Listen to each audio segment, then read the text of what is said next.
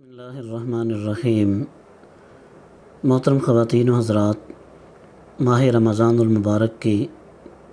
پرنور ساعتیں ہیں اور اللہ تبارک و تعالیٰ کا بے حد شکر ہے کہ اس نے زندگی میں ایک مرتبہ پھر رمضان المبارک کے یہ پاکیزہ لمحات ہمیں عطا فرمائے۔ تو اللہ تبارک و تعالیٰ کے فضل و احسان سے اس ماہ مبارک کے آتے ہی ہر طرف نیکی اور خیر کی بہاریں ہوتی ہیں۔ گھروں میں، مسجدوں میں اور ہمارے پورے معاشرے اور سوسائٹی میں ہر طرف خیر ہی خیر اور نیکی ہی نیکی نظر آتی ہے۔ دعا ہے کہ اللہ تبارک و تعالی ہمیں نیکی پر دوام عطا فرمائے اور برائیوں سے بچنے کی توفیق عطا فرمائے، اور اس ماہ مبارک میں کریم آقا صلی اللہ تعالیٰ علیہ وسلم کے ارشاد کریم کے مطابق اس ماہ مبارک کے آتے ہی اللہ تبارک و تعالیٰ اپنی رحمتوں کے دروازے کھول دیتا ہے، جہنم کے دروازے بند کر دیتا ہے اور شیاطین کو جکڑ دیتا ہے۔ شیاطین کو قید کر دیا جاتا ہے، برائی کی قوتوں کو مسدود کر دیا جاتا ہے، خیر اور بلائی کی قوتوں کو عام کر دیا جاتا ہے، جس کے نتیجے کے طور پہ ہر طرف خیر ہی خیر نظر آتی ہے، نیکی ہی نیکی نظر آتی ہے۔ تو احباب ذی وقار، ہر فرد اللہ تبارک و تعالیٰ کی رضا کے لیے حضور نبی کریم رؤوف الرحیم صلی اللہ تعالیٰ علیہ وسلم کی اتباع میں رمضان المبارک کے روزے رکھنے کی کوشش کرتا ہے، مگر روزہ رکھ کر بعض ایسے امور اور معاملات ہیں کہ جن کی وجہ سے انسان روزے کے ثواب سے محروم رہ جاتا ہے۔ بھوک اور پیاس بھی برداشت کرتا ہے، مگر اس کے باوجود اس کو روزے پر اجر اور ثواب نہیں ملتا۔ اس کی وجہ کیا ہے؟ حضور نبی رحمت صلی اللہ تعالیٰ علیہ وسلم کا ارشاد کریم ہے، من لم یدع قول الزور والعمل به فلا حاجت للہ فی ان یدع طعامہ و شرابہ، کہ جو شخص روزہ رکھ کر بیہودہ گوئی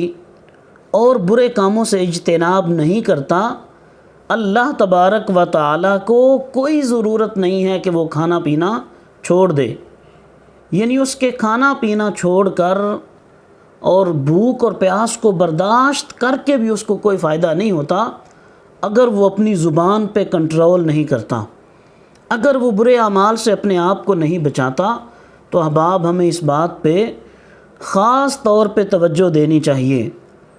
لفظ بولنے سے پہلے ہم تولیں کہ ہم بات کیا کر رہے ہیں۔ کوئی بھی عمل اور ایکٹ کرنے سے پہلے ہم اس بات پہ غور و تفکر کر لیں کہ یہ جو کام میں کرنے جا رہا ہوں اس کا میرے روزے پر کیا اثر ہوگا اور میری ذات پر اس کا کیا اثر ہوگا۔ اگر ہم اس بات کو سمجھ لیں، اس کو پلے باندھ لیں، تو پھر یقیناً اللہ تبارک و تعالی ہمیں روزے کا پورا پورا اجر عطا فرمائے گا۔ اللہ تبارک و تعالی روزے کے صدقے اپنی عنایات اور اپنی کرم نوازیوں سے ہمیں نوازے گا۔ کریم آقا صلی اللہ تعالیٰ علیہ وسلم ارشاد فرماتے ہیں، جسے صحیح ابن خزیمہ میں روایت کیا گیا ہے، اور جناب سیدنا ابو ہریرہ رضی اللہ تعالیٰ عنہ آپ اس حدیث طیبہ کے راوی ہیں، کہ آپ نے ارشاد فرمایا، لیس الصیام من الاکل والشرب انما الصیام من اللغو والرفث، کہ روزہ صرف کھانے پینے سے پرہیز کا نام نہیں ہے کہ آپ اگر یہ سمجھتے ہیں کہ آپ نے صبح سے لے کر شام تک کچھ نہیں کھایا اور کچھ نہیں پیا، آپ بھوک اور پیاس سے رہے ہیں، تو رسول کریم صلی اللہ تعالیٰ علیہ وسلم سید کائنات سید العالمین صلی اللہ علیہ وسلم ارشاد فرماتے ہیں، یہ روزہ نہیں ہے۔ فقط بھوک اور پیاس برداشت کرنا یہ روزہ نہیں ہے۔ انما الصیام، آگے آپ ڈیفائن کرتے ہیں کہ روزہ ہے کیا، روزے سے انسانی پرسنالٹی پر کیا اثرات مرتب ہوتے ہیں، روزے سے انسان کی شخصیت پر کیا اثر ہوتا ہے۔ انما الصیام من اللغو والرفث، کہ روزہ تو فضولیات اور بیہودگی سے اجتناب کا نام ہے۔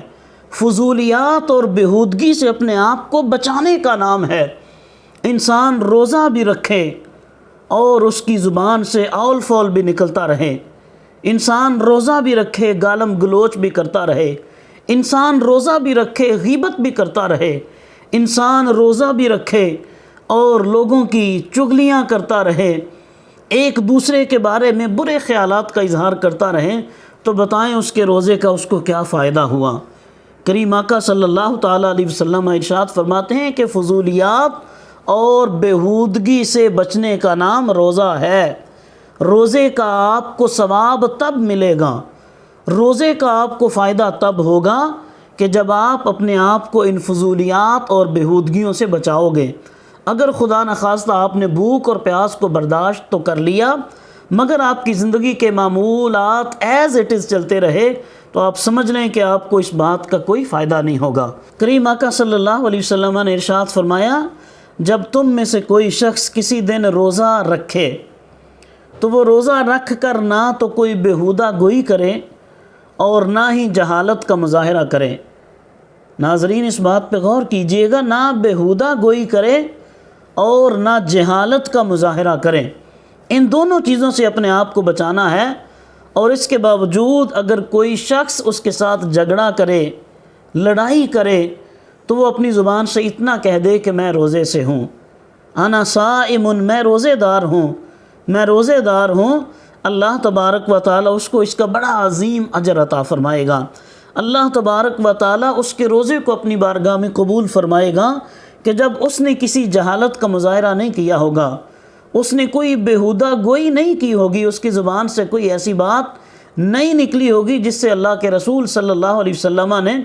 منع فرمایا ہے۔ اس حدیث طیبہ کو حضرت امام مسلم رحمہ اللہ تعالیٰ نے صحیح مسلم میں نقل کیا ہے۔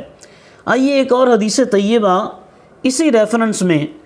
کہ جسے سنن ابن ماجہ کے اندر روایت کیا گیا ہے،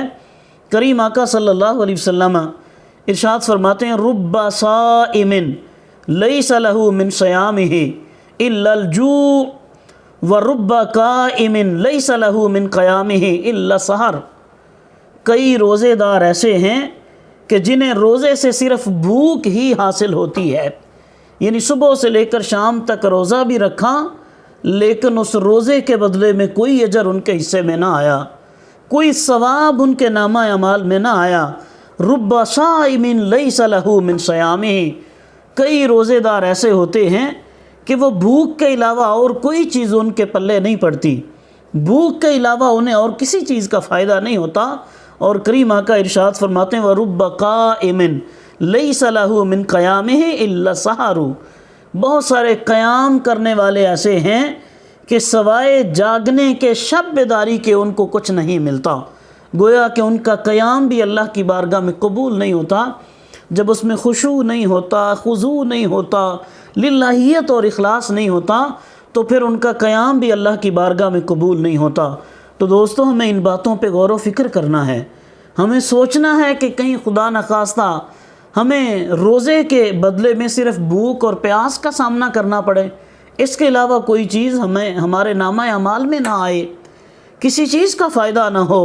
کریم آقا صلی اللہ تعالیٰ علیہ وسلم ارشاد فرماتے ہیں لیس الصیام من الطعام والشراب وحدہ ولیکن من الکذب والباطل واللغو۔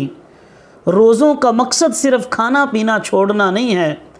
یعنی روزے کا مقصد صرف بھوک اور پیاس کو برداشت کرنا نہیں ہے، صبح سے لے کر شام تک آپ نے کچھ نہیں کھایا،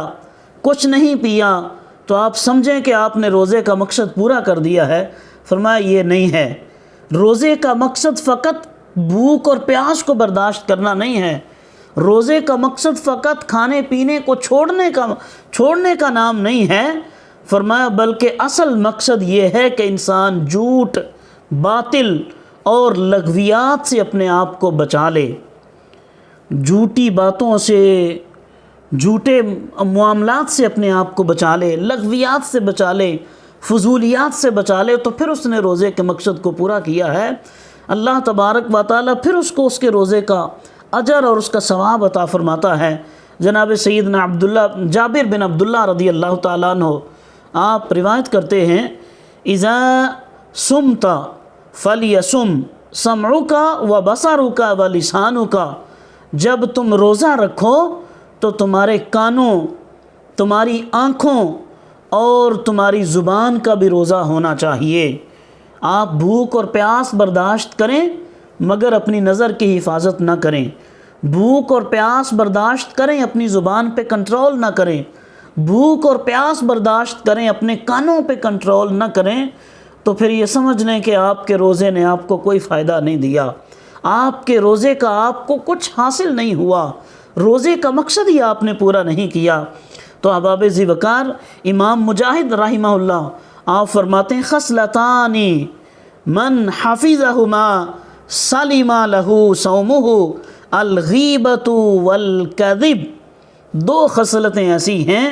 کہ جو بندہ ان سے محفوظ رہا اس کا روزہ سلامت رہے گا۔